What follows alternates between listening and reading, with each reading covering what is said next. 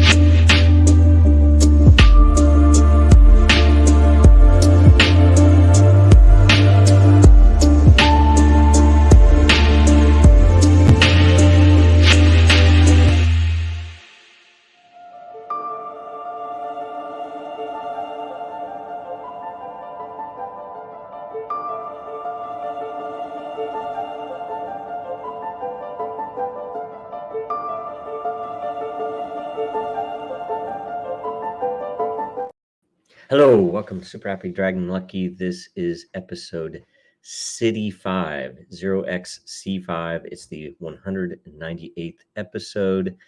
And reminder on that nothing on the show is financial advice. And stay tuned after the updates for an AMA. So first, Dragonchain updates. Super Happy Dragon Lucky had a distribution last week, 464 lot created. There were 2 questions or topics for 116 lot each. The host received 116 lot. Dragonchain received 116 lot. There were no featured posts or current things, so it's all good. And let's see here. There were two vote results for governance issues in the DAO for the show here. The first is to shutter the current thing segment. That's nice. And to shutter the merch segment. So both those are off. And be advised, though, that the monthly Liberty-2023 code for May is still active until the end of the month.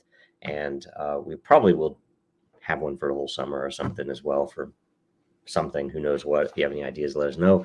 And go to dragonchain.store still. So that'll be the last time we talk about the merch on the show, unless it's like something new added or if it just pops up somehow, I guess.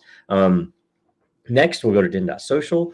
The May 2023 layer creation process, LCP, results are in. And per a recent DENDAO vote, the winners will be the number 1 ranked by unique voter and a number 1 ranked by lower committed. So this month in May, the number 1 unique voter proposal was 2.6 million lower committed and 34 unique voters for real estate, proposed by Rock316 in March of 2021. Imagine that. And the number 1 by lower committed was 3 million lower committed and 24 unique voters for the Australia layer, proposed by unanimous in January of 2022. So Australia, that'll be good. As a reminder, denizens can also purchase a runner-up layer. Anybody who has lower committed in any of the proposals, the first runner-up is 200 matter, second 400, third 600, fourth 800, and the 5th runner-up is 1,000 matter. Also, if any layer proposal has at least 8 unique voters, you can create the layer for 2,500 matter. And I've done that a few times. It's pretty good. See the results post for all the details. Next, we go to Coffee with Den, which will air tomorrow at 9 a.m. Eastern, 1300 UTC. A reminder, everyone who participates in the show will earn Coffee with Den lot. And the topic this week is the internet, all caps. DENDAO updates. Join us for the weekly DENDAO call on this Thursday, May 18th at 1500 Eastern, 1900 UTC. And watch for the post in the DENDAO there for the agenda and the link to join live. Everyone's welcome to join, all denizens. You don't have to have your camera on.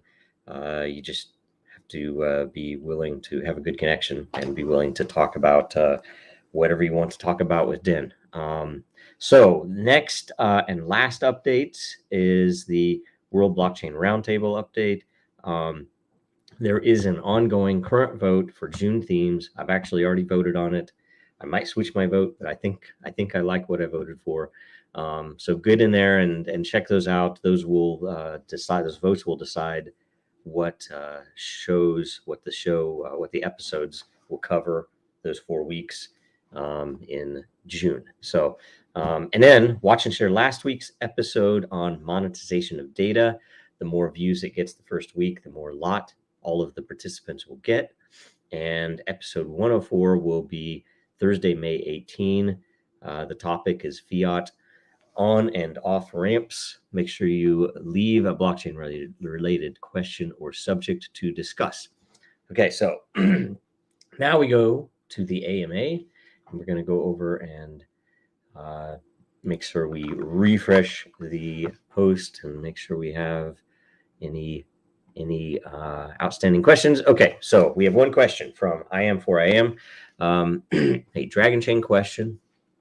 Can Dragonchain offer other chains scaling solutions so they don't have bottlenecks with ordinals? Ultimately, wouldn't their NFTs post on their blockchain? So yes, and definitely we can. There are several ways you could do it. We, of course, have NFTs that are native to Dragonchain, but that also can live on Ethereum if the owner wants to move them to Ethereum. That's one example, right? It would be a little different, and probably a lot of those groups, might not love that, depending. But you can do other things as well. You could, for one thing, a lot of those NFTs won't actually have their let's assume it's an art based NFT. It's something a character or some other piece of art that they typically don't live on that blockchain anyway. They typically live in some other format, either on a server or on some decentralized network. But even then, it's not on that same network. So they are really only capturing the ownership and the standards-based ownership of that token on the network in question. I mean, even Ethereum, by and large, for the most part, does this. I would say very few Ethereum projects actually store the actual data for that NFT on Ethereum.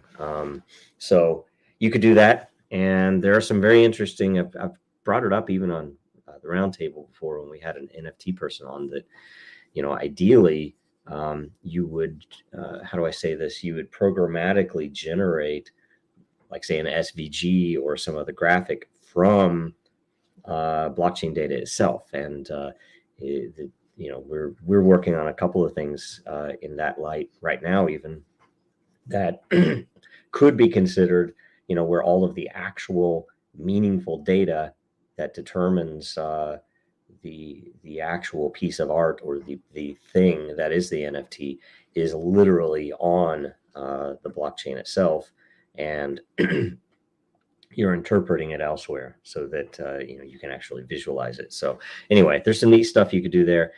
So for certain, they could scale. And then related blockchain question, if time permits, and certainly it does. As founder of Dragonchain, do you think if BCH or Bitcoin Cash won the debate fork in 2017 utilizing big blocks, would it have scaled to function as a peer-to-peer cryptocurrency and handle the additional transaction volume with these ordinals? And yes, you only get credit for one. Comment: years ago, BCH had on its network had NFTs. They were called SLP tokens. they just were never adopted, and Ethereum ended up dominating the space, never had issues with BCH fees when their tokens were at their use height. Yes, I mean, I think back then I was heavily involved in that, and I was following all of the engineering, and there were some really amazing Bitcoin engineers that were posting a lot of detailed info on how the especially with the how the pool would fill and how transactions would go out, and they made some amazing engineering points that were all based on facts. And oddly enough, I mean, the other side, which, you know, as an argument, they did have good arguments, but on the other side, they ended up reverting to censorship and political arguments instead of engineering arguments. And so, and it was a scaling debate. It wasn't, you know, if it was adoption or something else, sure, you know, political arguments, you know, make a lot of sense there. But when you take the whole thing as a picture, you know, and it's a question who won, who lost. That's really a marketing question. I mean, yeah, I think everybody does believe that you know, the small blocks team won. They, you know, they were able to commandeer all of the places that people spoke about Bitcoin at the time. And you know, I actually think it was a pretty sad thing. And truthfully, if they would have remained true to the vision of Bitcoin, which was to be peer-to-peer cash, that's what it was for, that Bitcoin, and if it hadn't forked, let's say, Bitcoin would have scaled. And I think it would be worth over $1 million a pop right now. But they wanted, and you know, this is the whole number go up issue, that wanting number go up by itself is in fact going to be detrimental to that very purpose. That if you want number to go up, you need to start looking at what is the, you know, what's the utility, what's the vision, what's the meaning behind this thing, you know, what can we do with it? Stop thinking about, oh, how much is it trading for today? How much is it trading for tomorrow?